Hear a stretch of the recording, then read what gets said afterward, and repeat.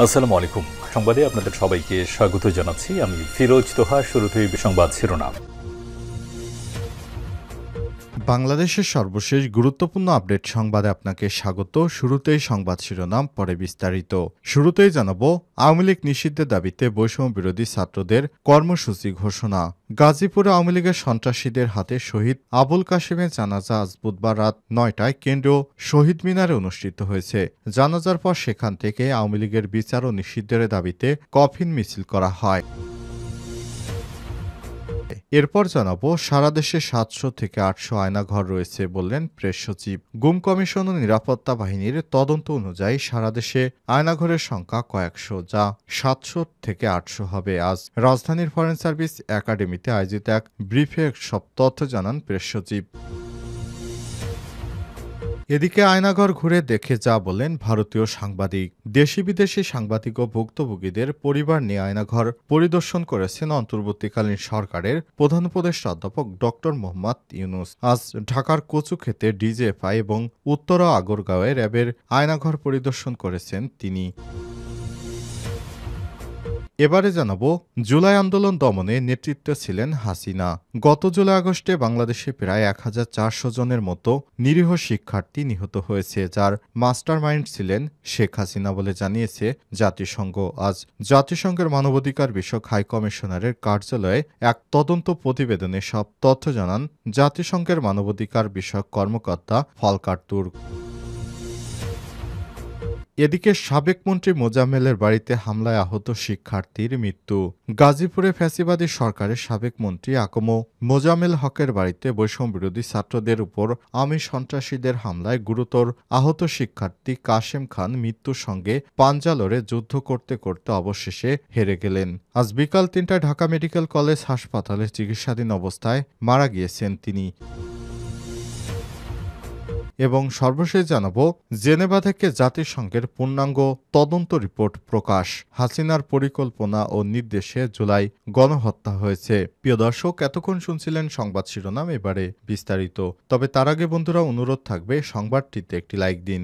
এই চ্যানেলে আপনি নতুন হয়ে থাকলে আমাদের সংবাদটি দেখতে দেখতে চ্যানেলটি সাবস্ক্রাইব করে রাখুন, যাতে করে বন্ধুরা আমাদের পরবর্তী লেটেস্ট আপডেট সংবাদগুলো সবার আগে আপনার কাছে পৌঁছে যায়। কমেন্ট করে আপনার মূল্যবান মতামত জানিয়ে দিন আপনি বিশ্বের কোন দেশ থেকে বা বাংলাদেশের কোন স্থান থেকে আমাদের সংবাদটি দেখছেন এবং শুনছেন। এবারে বিস্তারিত। আওয়ামী লীগ নিষিদ্ধের দাবিতে বৈষম্যবিরোধী ছাত্রদের নতুন কর্মসূচি ঘোষণা। গাজীপুরে আওয়ামী লীগের সন্ত্রাসীদের হাতে শহীদ আবুল কাশেমের জানাজা আজ বুধবার রাত ৯টায় কেন্দ্রীয় শহীদ মিনারে অনুষ্ঠিত হবে। জানাজার পরে সেখান থেকে আওয়ামী লীগের বিচার ও নিষিদ্ধের দাবিতে কফিন মিছিল করা হবে। বুধবার বৈষম্যবিরোধী ছাত্র আন্দোলনে হোয়াটসঅ্যাপ গ্রুপে দেয়া এক বিজ্ঞপ্তিতে সব তথ্য জানানো হয়েছে। বলা হয়েছে, দেশের প্রত্যেক জেলা, উপজেলা, ইউনিয়ন, গ্রামে শহীদ বীর কাশেমের গায়েবানা জানাজা, আওয়ামী লীগের বিচার ও নিষিদ্ধের দাবিতে খাটিয়া মিছিলের কর্মসূচি পালন করছেন বৈষম্যবিরোধী ছাত্র আন্দোলনের নেতাকর্মীরা। সবাই নিজের নির্ধারিত সময় কর্মসূচি পালন করবেন বলে জানানো হয়েছে। গত ৮ই ফেব্রুয়ারি রাতে গাজীপুর নগরের ধীরাশ্রমের দক্ষিণখান এলাকায় আওয়ামী লীগের সন্ত্রাসীদের হামলার শিকার হন আবুল কাশেম নামে একজন। এরপর তিনি চিকিৎসাধীন ছিলেন। আজ বিকাল ৩টার দিকে ঢাকা মেডিকেল কলেজ হাসপাতালে নিবিড় পরিচর্যা কেন্দ্রে আইসিইউতে তার মৃত্যু হয়েছে। আবুল কাশেমের মৃত্যুর বিষয়টি নিশ্চিত করেছে নিজের ভেরিফাইড ফেসবুক পেজে স্ট্যাটাস দিয়েছেন বৈষম্যবিরোধী ছাত্র আন্দোলনের আহ্বায়ক হাসনাত আবদুল্লাহ। তিনি বলেছেন, গাজীপুরে আওয়ামী সন্ত্রাসীদের হামলায় আহত কাশেম শহীদ হয়ে গেছেন। প্রতিবিপ্লবের প্রথম শহীদ আমার এক ভাই।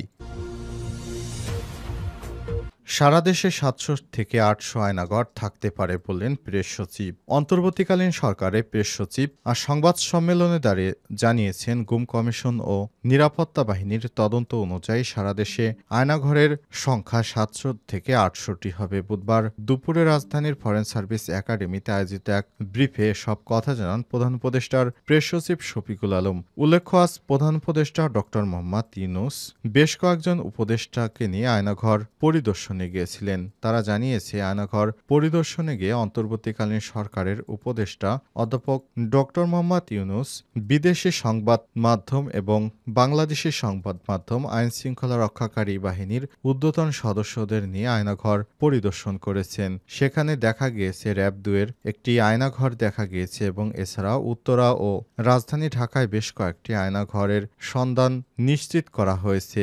সেখানে অন্তর্বর্তীকালীন সরকার যারা ভুক্তভোগী রয়েছেন তাদেরকে নিয়ে আয়নাঘর পরিদর্শন করেছেন। সেখানে ছোট ছোট রুমে দীর্ঘ পুরানো অনেকগুলো আয়নাঘরের সন্ধান নিশ্চিত হওয়া গেছে। তখন অন্তর্বর্তীকালীন সরকার ক্ষোভ প্রকাশ করে বলেছেন, এখানে যে পরিস্থিতি সেটি আইএমএ জাহেলিয়াতের যুগে আমাদেরকে নিয়ে যায়। ক্ষমতা আঁকড়ে ধরে রাখতেই বিগত স্বৈরাচারী সরকার মানুষকে গুম খুন করেছে। এভাবে বছরের পর বছর 3 ফিট বাই 2 ফিট রুমে বন্দি করে রেখেছে। আজ অন্তর্বর্তীকালীন সরকারের প্রধান উপদেষ্টা জানিয়েছেন, আমরা আয়নাঘর পরিদর্শনে এসে যেটি জানতে পারলাম, নতুন নতুন অভিজ্ঞতা হচ্ছে। আমরা জানতে পেরেছি যে বাংলাদেশেও এই ধরনের ভয়ানক গুমের ঘটনা ঘটেছে, যেখানে বাংলাদেশের মানুষকে বছরের পর বছর গুম করে রাখা হতো। আমি নতুন করে শুনতে পাচ্ছি সারা দেশে নাকি 700 থেকে 800 এরকম ভয়ানক আয়নাঘরের সন্ধান রয়েছে। আর এগুলো পর্যায়ক্রমে অন্তর্বর্তীকালীন সরকার তার উপদেষ্টা পরিষদ নিয়ে পরিদর্শনে যাবেন। এই বিষয়টি জানিয়েছে। এ বিষয়ে বিভিন্ন টিভি চ্যানেল এবং বিভিন্ন সংবাদ মাধ্যম তারা প্রতিবেদন প্রকাশ করেছে। সেখান থেকেই এই আয়নাঘর যে সত্যি ছিল এবং আছে সে বিষয়ে নিশ্চিত হওয়া গিয়েছে। আয়নাঘর ঘুরে দেখা গেল, যা বললেন ভারতীয় সাংবাদিক। দেশি বিদেশে সাংবাদিক ও ভুক্তভোগীদের পরিবারকে নিয়ে আয়নাঘর পরিদর্শন করেছেন অন্তর্বর্তীকালীন সরকারের প্রধান উপদেষ্টা অধ্যাপক ডক্টর মোহাম্মদ ইউনূস। আজ দুপুরে ঢাকার কচুক্ষেতে ডিজিএফআই এবং উত্তরা ও আগারগাঁওয়ে র্যাবের আয়নাঘর পরিদর্শন করেছেন তিনি। আয়নাঘর পরিদর্শনে প্রধান উপদেষ্টার সাথে ছিলেন ভারতীয় সাংবাদিকরা। এর মধ্যে অন্যতম ছিলেন ইনক্রিপ্টমনি এর সম্পাদক অর্কদেব। তিনি আগে আনন্দবাজার ও নিউজ 18-র সংবাদ মাধ্যমে কাজ করেছেন। ভারতীয় এই সাংবাদিক আয়নাঘর পরিদর্শন শেষে ফেসবুক পোস্ট দিয়েছেন। সেখানে একটি ইলেকট্রিক চেয়ারের ছবি পোস্ট করে বলেন, এই চেয়ারটা দেখে রাখা জরুরি। ফ্যাসিবাদের জননী শেখ হাসিনার আয়নাঘরের একটি কক্ষে রাখা এই চেয়ার আগারগাঁওয়ের অঞ্চলে হাই ভ্যালু বন্দীদের ইলেকট্রিক শক দিতে ব্যবহার হতো। এই চেয়ার ডিজিএফআইয়ের কাউন্টার ঘরগুলিতে ফ্যান বন্ধ হলে কান্না আর গোঙানির শব্দ পাওয়া যেত। আর কিছুক্ষণ আজ থেকে গোটা বিশ্ব আয়নাঘরের সব ছবি দেখবে। অনেক পোস্টে তিনি বলেছেন, এখানে বন্দী ছিলেন মাইকেল চাকমা। মাইকেল চাকমার বক্তব্য তুলে ধরে তিনি বলেছেন, প্রথম যে দুটো রুম দেখা যাচ্ছে ঠিক এই রুমগুলোর মধ্যে 113 নম্বর সেল, যেটি একবার বাথরুমের পাশে। এই সেলের ভেতরে ঢোকার সময় বাঁ সাইডের কোনায় একটি সিসি ক্যামেরা 24 ঘন্টায় চালু থাকে। সেই ছেলে আমি প্রায় 2 বছর বন্দী ছিলাম। এই লাইনের 117 নম্বর রুমে ছিলাম প্রায় 1.5 বছরের একটু বেশি। নিচের রুমগুলোর মধ্যে 104 নম্বর রুমে ছিলাম 1 বছরের কাছাকাছি। 104-এর পরে 105 নম্বর সেল, পরে টয়লেট, বাথরুম, চুল কাটার সেল নম্বর 106। এছাড়াও আরও অনেক রুমে আমাকে রাখা হতো।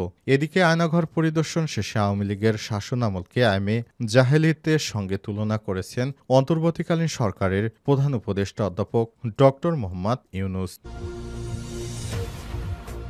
জুলাই আন্দোলন দমনের নেতৃত্বে ছিলেন হাসিনা।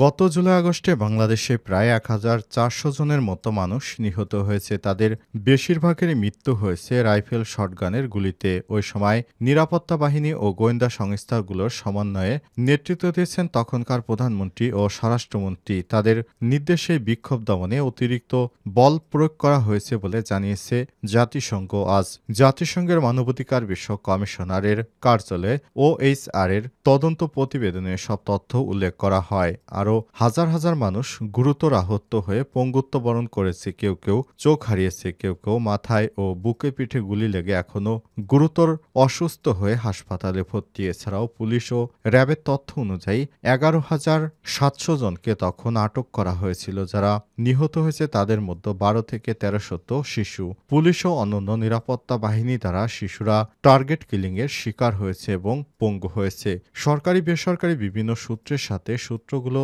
থেকে পাওয়া তথ্য প্রমাণ সমন্বয় করে OHICR এর এই প্রতিবেদনে বলা হয়েছে। এতে আরও বলা হয়, বাংলাদেশের গোয়েন্দা সংস্থাগুলো তখন পদ্ধতিগত ও সংগঠিতভাবে মারাত্মক মানবাধিকার লঙ্ঘনের অংশ হয়ে উঠেছিল। মানবাধিকার লঙ্ঘনের ঘটনাগুলো আরও স্বাধীন ও নিরপেক্ষ তদন্তের পরামর্শ দিয়েছে জাতিসংঘ।